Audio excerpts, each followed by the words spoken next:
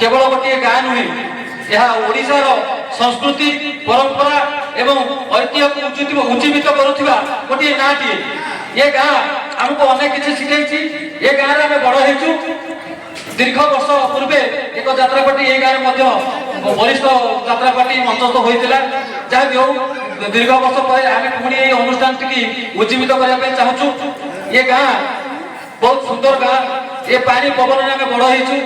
आम जो सदस्य मैंने आज एकत्रित हो गोटे एक मन एक सुर एत बड़ अनुष्ठान टी छिया कर या पछरे समस्त हाथ रही कहार अर्थ बल रही कहार बाहुबल रही कहार समय बल रही तेणुक ये अनुष्ठान टी बढ़िया कहले अनेक कष्ट करने पड़े मु कहीदेवी केवल आम 2-3 जन कष्ट कर समस्त अवदान रही समस्त को आंतरिक कृतज्ञ एवं आंतरिक अभिनंदन जनाऊँ आज प्रथम रजनी आम चाहिए माँ कुताचंडी यात्रा कमिटी समस्त सदस्य तरफ मो सभापति हिसाब से यात्रा प्रेमी दर्शक मान अनुरोध करुच्ची आज जो नाटक मंचस्थ हम आपण मैंने समस्ते तार मजा ने आम मान सहयोग और समृद्धि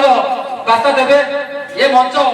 अनेक आपण मानू हसैब कंदेब दीर्घ 3 दिन ये यात्रा चलो तेणु आज आम उद्घाटन उत्सव आम बेसी समय नेबू ना यात्रा दरबार ये जो प्रथम रचनी जे पार्टी मैनेजर रही से आमको कहते 2-3 मिनिट भितर आम उद्घाटन कार्यक्रम को समाप्त करने तेणु मुझे समस्त को कृतज्ञता जनाऊँ समस्त शांति शृंखला रक्षा कर यात्रा टी संपूर्ण भाव में उपभोग करेंगे से जत्नवान होगा